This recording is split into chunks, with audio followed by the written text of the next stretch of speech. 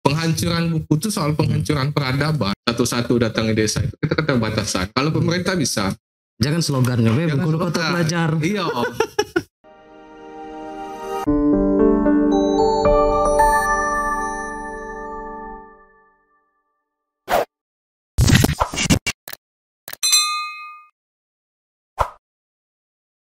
Dulu awak sebagai inisiator komunitas Refleksia Membaca itu awalnya cuman itu? Oke. Nah, awal dulu kan itu masih mahasiswa. Oh, masih mahasiswa? Mahasiswa dan masih setelah di HMI khususnya di cabang. Ini mulai belum. Iya, apa? Itu banyak aktivitas-aktivitas yang masih pengen untuk eksplorasi lah, pengembangan diri lah. Pada saat itu kan selain di aktivis, aku juga keliling beberapa daerah Indonesia. Ada pertemuan nasional atau ada undangan-undangan untuk pelatihan. Nah jadi itu ke mana tuh, ke Jogja kalau tidak salah, Jakarta itu kawan-kawan situ ngelihat literasinya cukup hidup.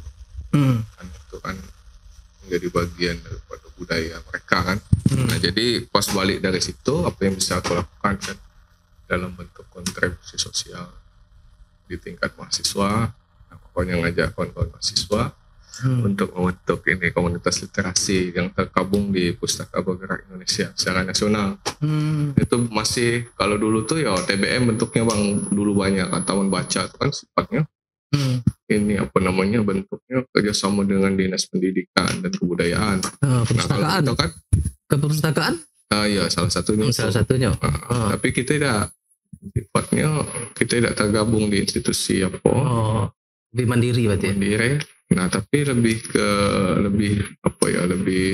dinamis ruang geraknya, tidak satu tempat. Anggarannya cari sendiri. Tak bantuan dengan semua pihak yang ingin membantu. Ya karena kita mahasiswa tentu masih keterbatasan karena kita juga tidak, orientasi kita bukan untuk cari duit. Masih ada subsidi dari orang tua atau memang ada kemampuan untuk fokusnya kuliah kan. Nah ini kan ada waktu yang bisa digunakan untuk membuat hal lain. Nah sehingga tidak perlu duit untuk kecuali hal-hal yang sifatnya ya kebutuhan-kebutuhan yang misalnya tidak terlalu besar, mengadakan diskusi atau kemana-mana dan itu bisa ditutupi dengan sumbangan dan sebagainya. Anggotanya itu memang yang ngurusnya itu mahasiswa-mahasiswa. Mahasiswa rata-rata mahasiswa yang memang dari dulu yang mahasiswa hampir mahasiswa di Bengkulu ini volunteernya ada UNIF, DHSN, Unihas, JN, rata-rata pernah menjadi volunteer. Bukan berarti dia menjadi pengurus, tapi volunteer tetap menjadi bagian daripada gerakan literasi relawanan itu. Nah itu. Kalau di di temuan di lapangan itu yang paling susah itu apa itu? Yang paling susah itu awal-awal membentuk itu karena di Bengkulu pada saat itu itu menjadi gerakan yang awam. Orang kira kan untuk jualan buku. Ngumpul-ngumpul kira kan yang pasti ditanya karena memang sesuatu yang aneh kan, baru di Bengkulu ini ada orang yang suka duduk-duduk baca-baca itu. Nah itu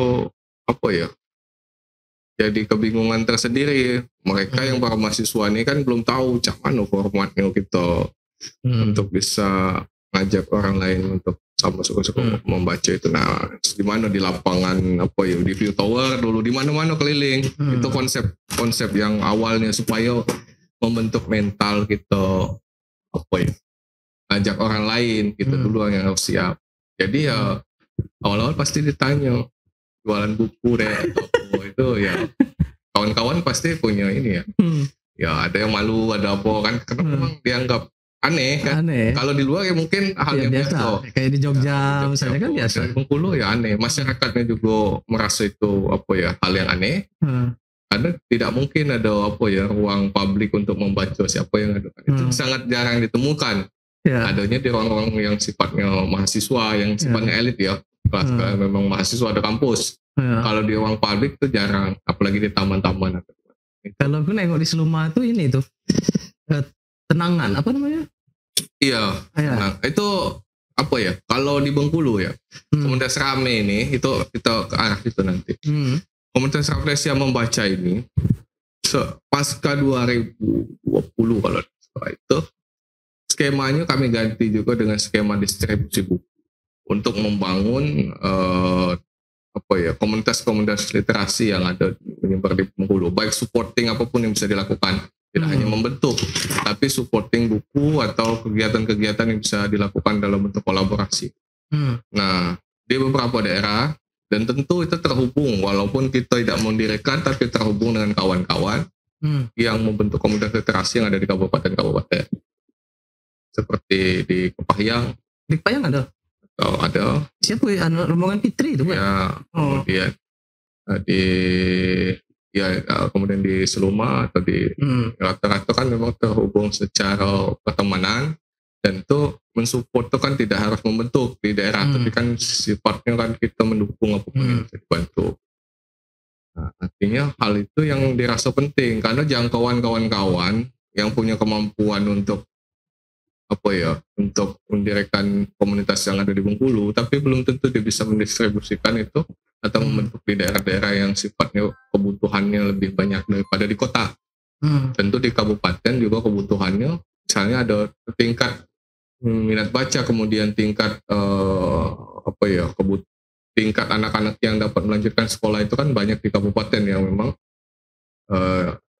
yang dirasakan lebih membutuhkan ketimbang orang kota, dianggap seperti itu. Makanya kawan-kawan kabupaten punya kontribusi besar. Seperti Seluma Literasi ada sekarang 4 atau 5. Yang kawan kita yang ada di Seluma miliar tuh ya, tenangan.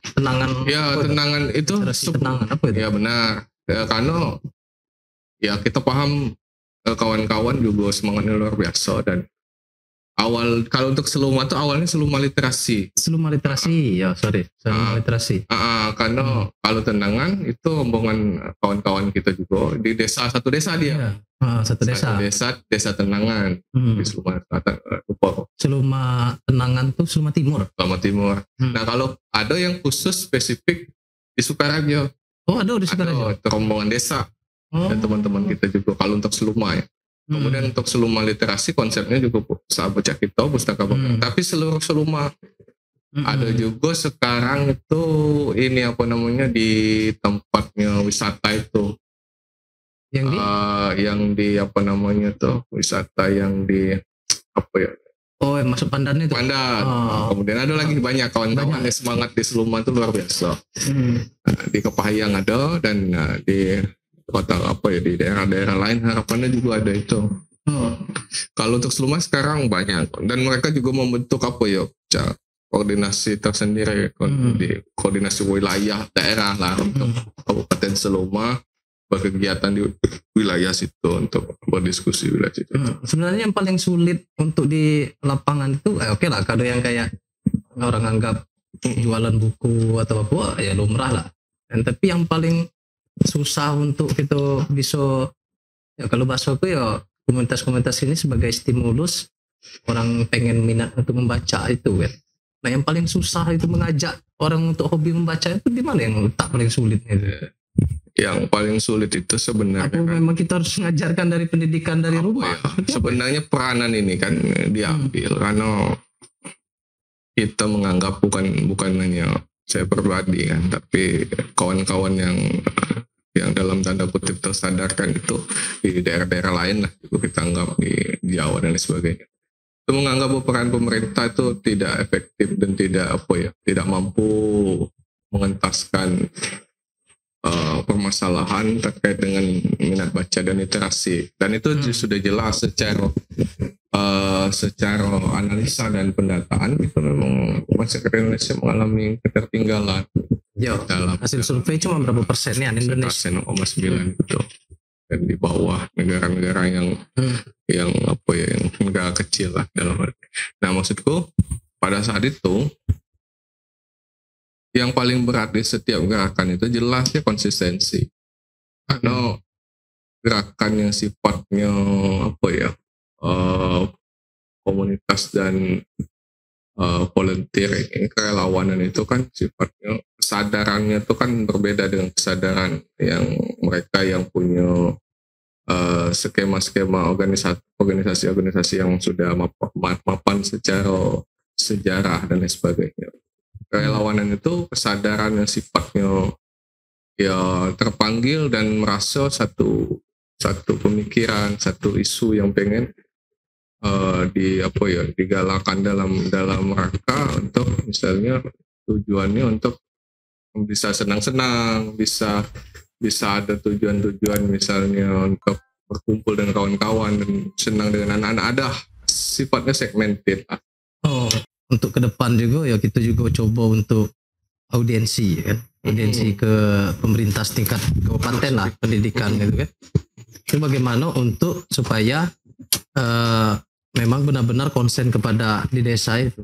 Iya benar. Atau misalkan kayak di desa kan ada anggaran desa. Iya. Bagaimana membuat perpustakaan desa misalnya kan. Nah itulah campaign yang perlu, yang menurut aku penting, kampanye atau dukungan penggalangan isu yang penting itu. Ya, aku kan terlepas rame atau tidak, ya aku tetap konsen terhadap isu-isu literasi. Tetap untuk mengkampanyekan kebutuhan khususnya tidak hanya di Bengkulu kan. Tetap konsen isu itu, dan harapan aku besar bahwa di desa itu juga kawan-kawan yang lain yang juga bergerak di relawanan tuh support lah itu.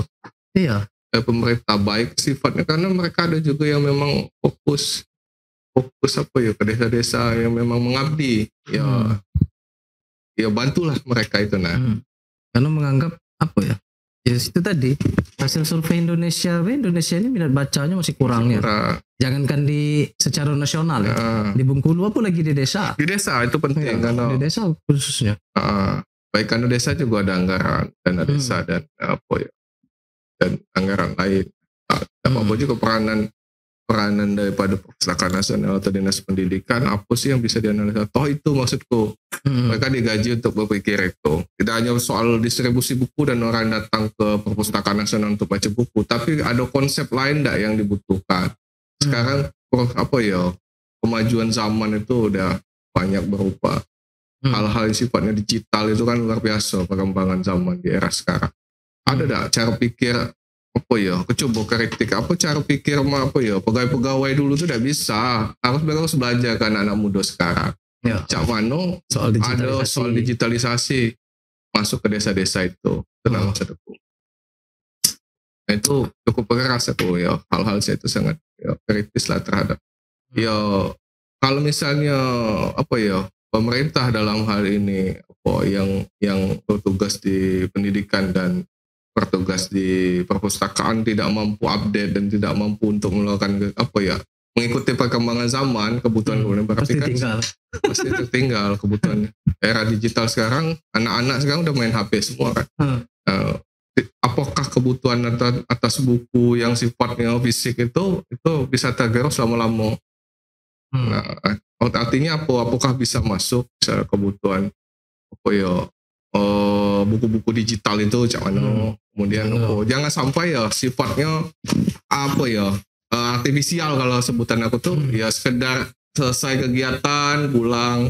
Jadi untuk ke depan ini kan tetap jadi wacana juga, apakah antara 60-40% bahwa buku ini masih dicetak dengan, ada juga sekarang kan sudah mulai dengan PDF digital misalnya kan. Bahkan kita masih sering itu dapat buku-buku karya-karya Nurcholish Madjid misalnya dalam bentuk PDF ya kan. Itu sebenarnya lebih asik, tapi tinggal bagaimana mempromosikan atau menggiatkan kembali ya kan literasi ini untuk minat baca ini. Kalau dulu sempat marah itu Ji. Minat baca itu kan kesadaran untuk merasa kebutuhan untuk membaca itu punya daya fungsi yang luas terhadap diri manusia itu. Nah, dalam hal ini nalar kritis itu paling penting. Dari membaca itu kan menumbuhkan nalar kritis. Walaupun dia tidak sekolah sampai akademis, tapi dia punya nalar kritis. Nah itu maksud aku. Kenapa aku berpikir bahwa kebutuhan membaca itu punya daya transformatif.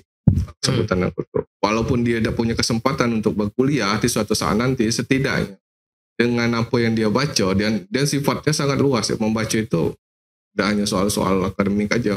baca novel atau baca apa yang sifatnya juga punya arah gagasan dan ide-ide banyak hal, sehingga ya setidaknya punya apa ya nalar kritis untuk melihat cak mano, kalau secara umum kan cak mano bangsa ini ke depan ada kerusakan kebobrokan itu dari hal yang sederhana, dari membaca bahkan membaca novel. Ada novel yang juga ya banyak novel-novel ya ngomong novel Wiro Sableng ini punya nilai yang bagus. Ada secara filosofis komik dan novel itu punya nilai yang kadang tanpa kita sadari itu punya dampak yang luas terhadap diri manusia. Karena yang bisa mengubah diri manusia itu selain lingkungan, yang kedua adalah bacaan. Aku SMP dulu penggemar baca buku ini. Bukan dak silat yo kan, tapi ada filosofis dari pertarungan itu kan, dari apa ya obrolan antar pendekar itu kan punya dampak ke kita. Bahkan sekelas Rocky Gerung bacaan itu Kong Ping Ho. Kong Ping Ho itu sama komik laga ya, sama Cak Wiro Sableng, tapi di zaman dia kan. Artinya dia bisa menganalogikan itu dalam perdebatan politik dia soal pengunusan pedang itu kan dan lain sebagainya. Itu maksud aku dari bacaan-bacaan anak-anak itu bang, walaupun sifatnya komikal gitu dulu kan, Petrus apa segala Petruk kan apa, selain dia menghibur diri, dia banyak punya apa ikatan memori kolektif dia terhadap apa jalan hidup dia ke depan. Ya memang sepele sebenarnya apa baca-bacaan, tapi menurut aku dan itu analisa yang kuat terkait dengan kepribadian manusia dari bacaan, cara pikir kognitifnya. Kalau kita orang-orang yang apa ya misalnya di organisatoris atau di akademis itu, setiap orang itu punya cara pikir berbeda secara apa ya apa prinsipil atau secara ideologis dari apa yang dia baca. Ada yang suka baca yang warna ini itu yang membentuk dia dan itu sah-sah baik. Tapi maksud aku apa yang membentuk ini bacaan dia. Nah itu maksudku. Apa yang dia baca itu yang membentuk segala perspektif dia dan sebagainya. Kalau dia sama sekali tidak bisa baca. Artinya pasti setiap orang itu punya bacaan baik apapun itu, dan itu membentuk diri dia. Artinya kau ngomong tadi bahwa minat baca ini berkurang karena tidak bicara soal kebutuhan. Kebutuhan. Nah sekarang ini kan kita harus numbuhkan kebutuhan ini gitu loh. Ya kan, bagaimana kita numbuhkan kebutuhan ini? Nah itu sebenarnya bukan tugas kita mikirnya, bukan tugas kita yang digaji kan. Tugas kita nih kan cuma kalau stimulus kan, mengkampanyekan kan. Itu memang sifatnya relawan. Volunteer itu kan tidak bisa ngambil job desk-nya yang mereka yang punya tupoksi yang sudah jelas. Maksudku, ya karena kita kan orientasinya kan ibadah kalau dalam keagamaan atau dalam hal-hal yang lain kan sifatnya sosial. Ya keterbatasan itu tidak bisa dipaksakan. Kita punya kemampuan apa berkontribusi. Nah, aku tuh minta pandangan kau tuh. Soal apa tuh? Soal kebutuhan itu tadi. Bahwa bagaimana membaca ini adalah menjadi sebuah kebutuhan. Ya kan? Nah ini pandangan aku juga sebenarnya bingung Pak. Maksudnya di kalangan intelektual juga itu mengalami hal yang punya tantangan tersendiri. Malas baca itu juga kalau menurut aku ya, kemalasan membaca itu soal apa? Lingkungan kalau. Makanya aku membentuk lingkungan yang sifatnya aku paling tidak ada gengsi untuk kenapa tidak membaca itu. Faktor lingkungan kalau menurut aku di kalangan intelektual akademis. Nah itu bisa dibentuk di desa atau di tempat-tempat yang kita bisa datangi dengan bentuk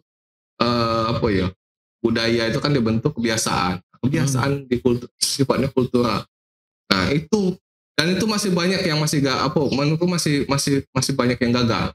Di kalangan kita masih banyak yang malas. Padahal kulturnya terbentuk. Suku baca ini kan sebagai gaya beli buku sebagai gaya. Pajangan Tapi itu maksudku salah satu strategi kan. Tapi masih banyak yang gagal. Tidak sampai ke tahapan dia merasa butuh dan perlu dengan buku itu. Mana aku nak ngomongnya apa pandangan soal itu? Karena memang banyak menurut aku banyak hal. Masuk teknologi tadi. Apalagi banyak game atau apa. Itu buku itu sangat tidak menarik bang kalau soal keseruan buku itu ditemui ketika kita baca itulah. Kita merasa perlu buku itu ketika dia ngomong lebih seru dari kita main game. Itu baru. Ketika belum didapatkan itu, maka itu dianggap tidak terlalu relevan dan penting. Dianggap kebutuhan, kadang dia merasa tidak menarik dan kebutuhan-kebutuhan yang lain. Nonton film atau apapun game atau apapun Iya. buku itu dianggap ya tersier aja, kepentingannya tidak Iya. terasa. Nah itu Memang kalau menurut sedih ada aku itu. udah tahu misalnya cak mana cara solusi untuk sifatnya sporadis di apa ya kultural itu ya urusan yang di atas elit, cak Ya. mana pendidikannya, kebijakan bentuk turunannya bisa, Ya. cak mana kebijakan setiap hari baca 5 menit sekali di mana Ya. di sekolah.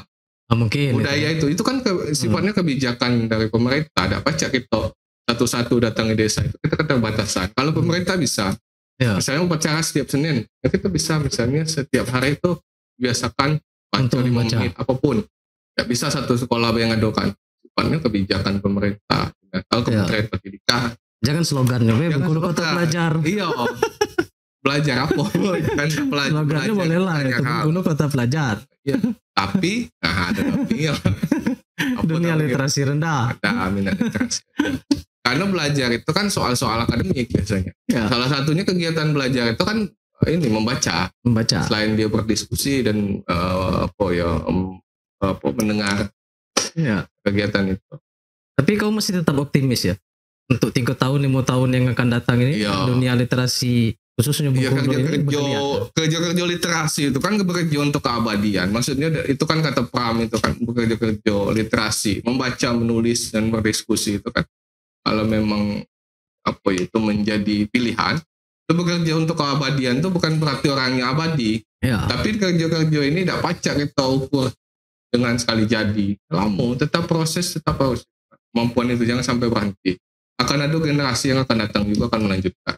Ya. Seperti itu. Nah, makanya dia tetap abadi karena memang ya kerja ini kalau diam ya tidak akan ada perubahan. Gitu.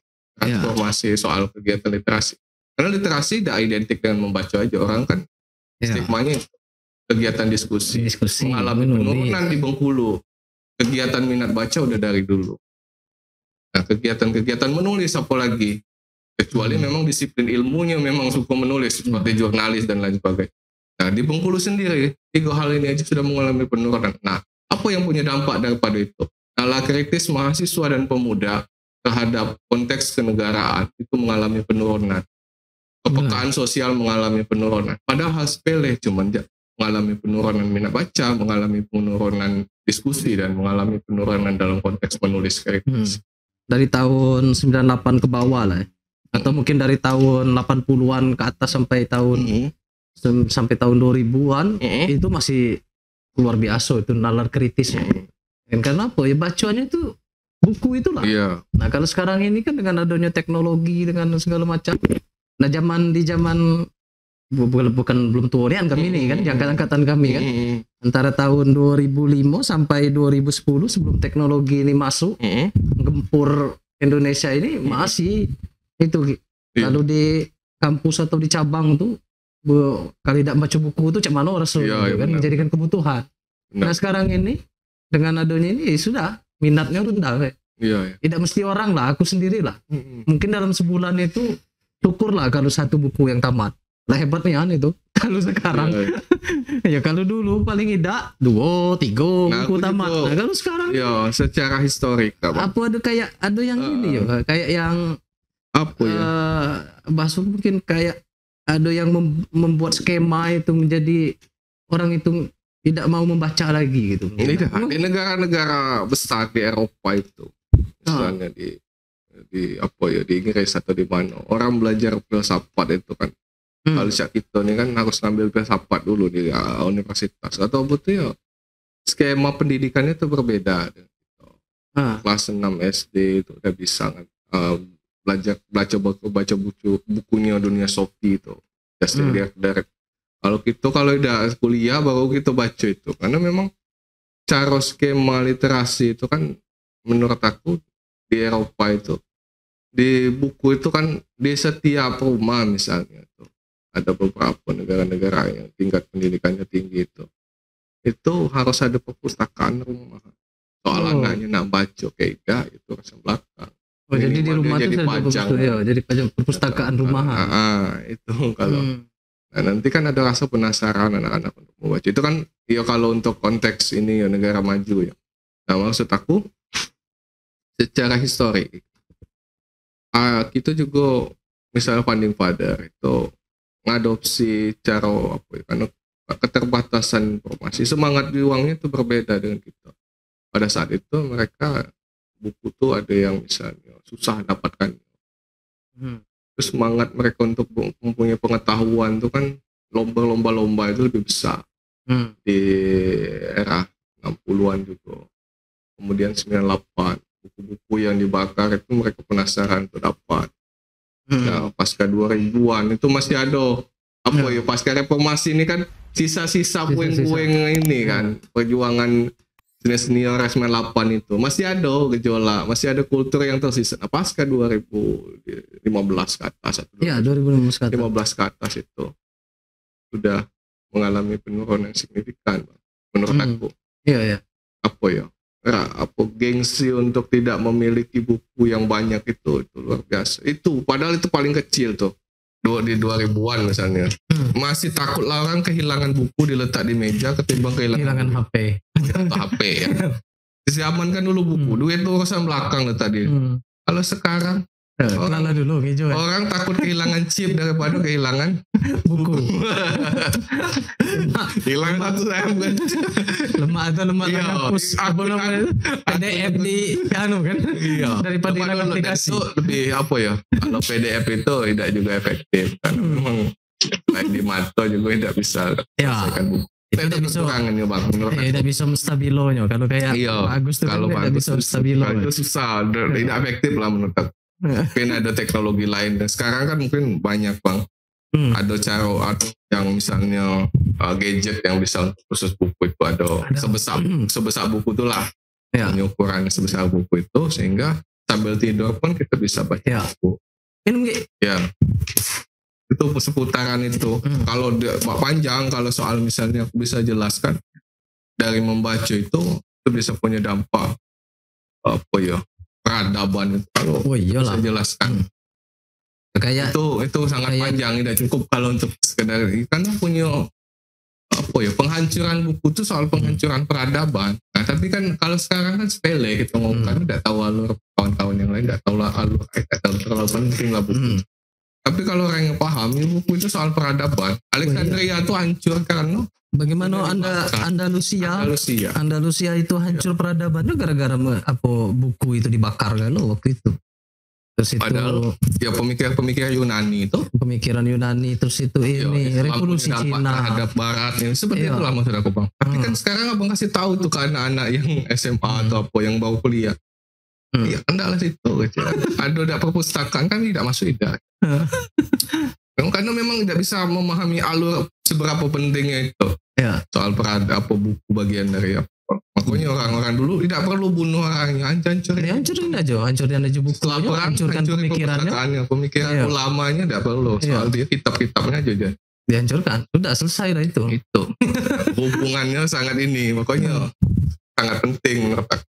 Secara dasar filosofis itu sangat penting, secara dasar ideologis juga sangat penting. Kalau kita nengok kalau kita bicara soal agama lah agama misalkan dalam kitab suci Al-Quran itu jelas itu kan, Iqra bismi rabbikal ladzi khalaq, ya kan, bacalah atas nama Tuhanmu.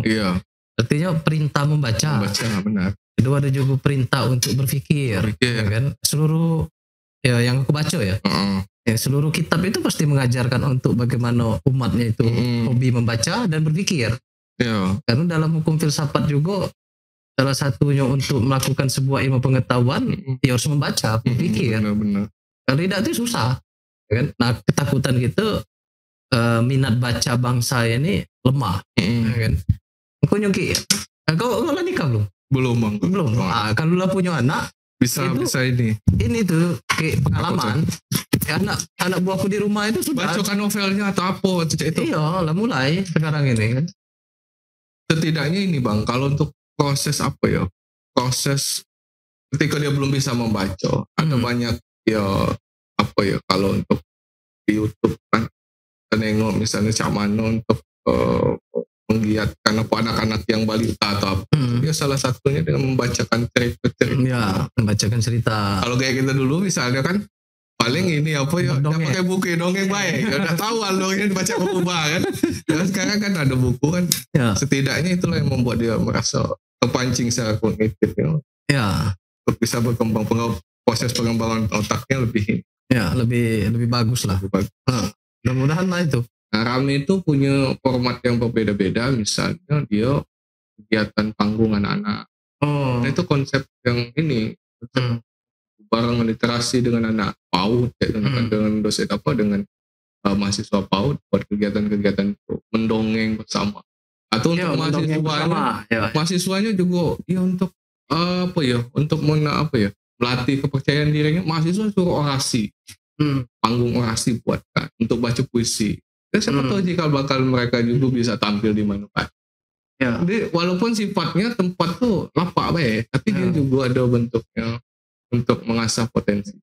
Jadi format-format itu kan tidak hanya di gambaran tuh ya, bahwa itu sedang letak buku, baca sampai yang datang balik. Nah, di situ juga bisa jadi ruang untuk pengembangan potensi mahasiswa, atau juga untuk berbagi, misalnya kegiatan-kegiatan sosial, bencana segala macam, kerjasama.